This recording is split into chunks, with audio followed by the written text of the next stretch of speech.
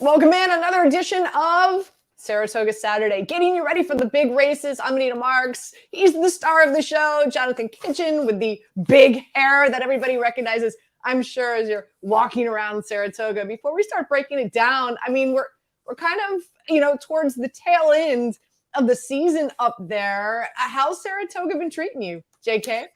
It's been great. The weather kind of started to cool down a little bit. We had a couple of weeks where it was pretty brutal from a temperature standpoint, and it's cooled down quite a bit. So that's been really nice. It's starting to kind of feel little hints of fall, not quite fall, but hints of fall. So things have been good. It's, we got Travers right around the corner, probably the biggest weekend up here outside of Whitney. And it's going to be a lot of fun. We're looking forward to it.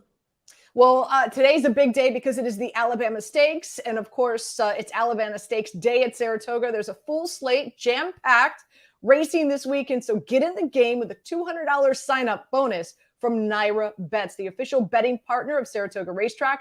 Download the NYRA BETS app today to get started. What you want to do is you want to go to NYRABETS.com, use the promo code TOGA, TOGA 200, and get that $200 sign-up bonus.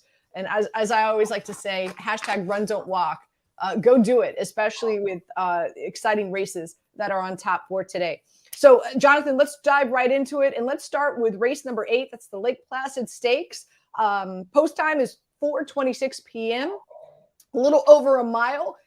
Run on the inner turf. This is 3-year-old fillies. Chad Brown has 4 horses that are going to be in this race. Let's start with the one horse with the Moonlight. Thoughts on her? Yeah, well, it's interesting. She comes back on short rest. She ran August 7th here in the Saratoga Oaks, and she ran extremely well that day. And she's probably the horse to beat off of that performance. It's just curious to see how she's going to respond to the rider change. She's now got Louis Saez. She had William Buick, who typically is overseas in Europe, but he did come over for her last start. Now you get Louis Saez drawn towards the inside.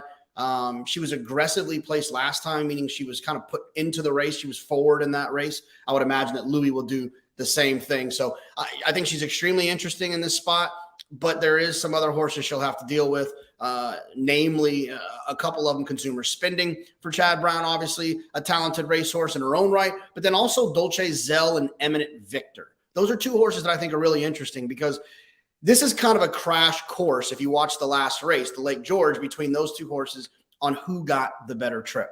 Eminent Victor broke a little bit slow and then was wide. Think about a track and field at the staggered start. We don't have that in racing. So if you are wide, you're losing ground, you're traveling further than your opponent. So Eminent Victor went further by being wide. Dolce Zell saved ground on the inside. And when they got into the stretch, Dolce Zell kind of got trapped in behind horses. And she didn't get to run until like the last 1/8 of a mile, while Eminent Victor, although she broke slow and lost ground, got to make her run for about 3/8 of a mile. So the question is, who got the worst trip? I think it was Eminent Victor, but there could be an argument to be made that Dolce Zell had a bad trip too. I think they're very close in terms of talent. I think they're very close in terms of how they ran last time. And the other part about it is that I know Chad Brown's always loved the 6 Hottie, who is another kind of fly in the ointment for this very, very difficult race. You mentioned consumer spending, bypass the Saratoga Oaks, so coming in a little bit more fresh, I should say. Your thoughts on consumer spending? Yeah, well, I think consumer spending situation is she probably skipped the Saratoga Oaks because she doesn't want to run that far. I think she wants probably a little bit of a shorter distance, so that's why she shows up here in the mile and 16th race. I mean, look, she's won big races. She's a talented racehorse.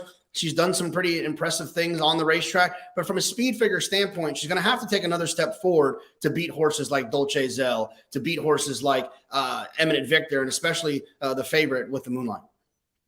So as always, and I know we're setting up a pick 3 here, but if I was to take you to the window, how would you play this race, and who would be the horses you would use in a pick 3? Yeah, this is a tough one. I think that one of the things I would try to do is beat with the Moonlight. She's been running longer. She went 10 furlongs in her first race here in the U.S. She went 9.5 in her second race. Now she's going 8.5. So she keeps getting shorter and shorter. And I think she might be better longer. She's got that stamina in her pedigree from that European, Irish bred kind of situation. She wants to go further. So I would try to beat her, and I would try to beat her with Eminent Victor and Dolce Zell. We kind of talked about how I felt like they kind of ran very similar races, and those would be kind of my keys with a horse like Hottie. And I would try to get those horses started beating the favorite in the pick 3. All right, we moved to race number 9, the Smart and Fancy Stakes. Post time a little after 5 o'clock, 5:02 to be exact. 5.5 furlongs on turf, fillies and mares, 4 years old or older, and there's a lot of speed here. Some horses that I'm eyeing: the 1 horse, Change of Control; the 6, Miss J. McKay. How can you not like a horse number 5 called Too Sexy? Can anyone ever be too sexy? And I know that you have your eye on Caravel as well. So let's break down these horses. Yeah, I think when you look at turf sprints, we've talked about them a few times on this show. It's in turf sprints, the best horse doesn't always win. It's such a short race that a bad trip can kind of affect you. Think about it in the playoffs in the NFL. They have those, basically it's a 1-game series. You play 1 game, you're on someone else's home turf, and if you win, you win, you lose, you lose. In basketball or in baseball, you have a 7-game series. So the best horse basically wins those series. This is very similar to a 1-game playoff in a turf sprint. You get 1 shot to get a good trip, and if you don't get a good trip, it's really hard. All the horses you mentioned can absolutely win this race. But the best horse in this race, in my opinion, is the 9 Caravel. Now, Caravel had a tough trip last time, and that cost her. She was stuck down on the inside. She broke a step slow, then got stuck on the inside. And right before they go into the turn, if you watch that race, she basically checks almost out of the picture. Just loses a ton of ground on the inside. She had to take back. At that point, her race was completely over. She's done really big things in her career. She's run very fast numbers. If she can break away from there and somehow work out a good trip, I think that she'll be the winner. She is the best horse in here, but if it's not her, it can be any of these other fillies. Yeah, I'm looking at number 6, Miss J. McKay. Gets a good draw, obviously. Arad, of course, the jockey. Change of Control, good turf sprinter, but this is, the first trip to Saratoga. So again, I will take you to the window with me. How are you playing this, and what horses would you use in that pick 3? Well, for me, the way that I'm going to play, because I kind of spread in that first leg in the Lake Placid, I'm going to single the 9 Caravel. I'm just going to hope that she gets a good trip. She's got a rider change into Luis Saez, who's very aggressive out of the gate. If she can get her position moving forward out of the gate and doesn't break slow, I think she'll be in the clear and she'll be able to kind of be the best horse in the race. So I'm going to just single her in here. If I wasn't going to single her, I'd have to use a ton. We talked about Change of Control, Miss J. McKay, Robin Sparkles. But I'm going to just single Caravel in here in this pick 3. Okay. And that leads us to race number 10, Alabama Stakes, the big race today. Post time, 5:35 p.m., a little over a mile. As we know, it's on dirt. Fillies, 3 years old. And really, at the end of the day, it comes down to another matchup between Nest and Secret Oath, which is really, really exciting to see these 2 horses go at it yet again. So break this race down for us, JK.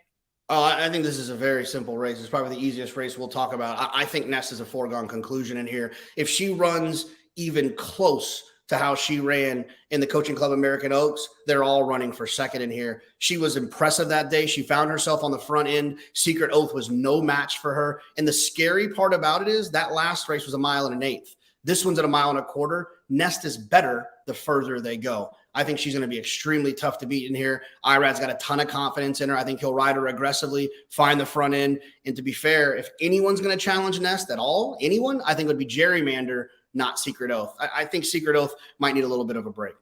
So if somebody was going to play an exacta, for example, how would you play it in this race? Nest over Gerrymander. I think Secret Oath, I understand she didn't get a perfect trip last time, but she got blitzed. Nest beat her by the length of the stretch. And I just don't see a world in which Secret Oath is going to kind of turn the tables on her. I feel like Secret Oath's had a long campaign in her 3-year-old year. She's obviously got the Kentucky Oaks trophy on the mantle. I just don't think she wants anything to do with Nest, the Nest that we're seeing currently this summer at Saratoga. JK, any final thoughts? Maybe there's a race that I did not mention. Maybe there's a horse that you are eyeing today that you're excited to see race. Any final thoughts before we sign off? I'm trying to think. The seventh race is obviously interesting. Maiden special weight races, 2-year-old races are always fun to watch here at Saratoga. There's some really interesting pedigrees. I think the 5 Echo again is interesting. It's a gun runner. Colt and these gun runners have just been running out of their skin. So I'll be interested to watch that race. That's the type of race where the winner of this race is the type of horse you'll see in the Kentucky Derby next year. These are the horses that are just getting started, and as 2-year-olds and then as 3-year-olds, you'll see them. So it's always fun to tune into those 2-year-old dirt maiden special weights.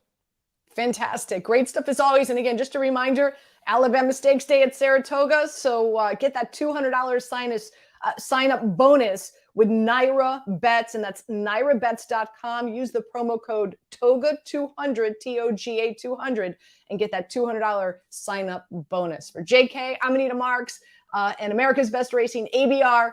Good luck at the track later on this afternoon.